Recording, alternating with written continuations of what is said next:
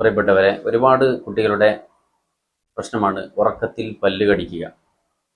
ഉറക്കത്തിൽ പല്ല് കടിക്കുന്നതിന് ഏറ്റവും നല്ല ഖുർആൻ പരിഹാരം അതാണെന്ന് ഞാൻ പറയുന്നത്. അതിന് മുമ്പ് കുറച്ച് കാര്യങ്ങൾ പറഞ്ഞുതരാം. ഈ ബ്രക്സിസം, ഉറക്കത്തിൽ പല്ല് കടിക്കുന്ന ഈ ഒരു പ്രയാസമുണ്ടാക്കുന്നത് കൂടുതൽ സമ്മർദ്ദമുണ്ടാകുമ്പോഴാണ്, കൂടുതൽ പ്രയാസമുള്ള കുട്ടികളിലാണ് ഇതുണ്ടാകുന്നത്. അതുകൊണ്ട് ഇത്തരത്തിലുള്ള കുട്ടികളെ ഉറക്കുന്ന സമയത്താണെങ്കിൽ പൊതുവെ ഇവർക്ക് നമ്മൾ കൂടുതൽ ധൈര്യം നൽകുക, ഇവരെ സമ്മർദ്ദത്തിലാക്കുന്ന ഒരു വിഷയങ്ങളും ചെയ്യിപ്പിക്കാതിരിക്കുക. അതുപോലെ ഇവർക്ക് ഈ മൗത്ത് ഗാർഡ് ഡോക്ടറുടെ നിർദ്ദേശപ്രകാരം അത് നമുക്ക് ഉപയോഗിക്കാം. അതുപോലെ താടിയെല്ലിനുള്ള പ്രത്യേകമായ വ്യായാമങ്ങൾ തെറാപ്പിസ്റ്റിൻ്റെ സഹായത്തോടുകൂടി ചെയ്യുക.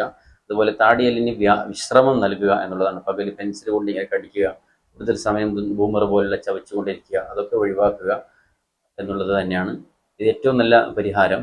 ഉറങ്ങുന്നതിന് മുമ്പ് ഈ കുട്ടികൾക്ക്, മുതിർന്നവരാണെങ്കിൽ നിങ്ങൾക്ക് ഇത് ഓതി നിങ്ങളെ കയ്യിൽ ഓതി ശരീരം മുഴുവൻ തടവിയാൽ മതി.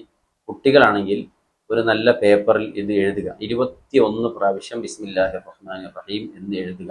അതോടൊപ്പം തന്നെ ഹസ്ബുനല്ലാഹു വനിഅമൽ വക്കീൽ വലാ ഹൗല വലാ ഖുവത ഇല്ലാ ബില്ലാഹിൽ അലിയിൽ അദീം റബ്ബി അഊദു ബിക മിൻ ഹമസാത്തിശ് ശയാത്വീനി വഅഊദു ബിക റബ്ബി അൻ യഹ്ദുറൂൻ.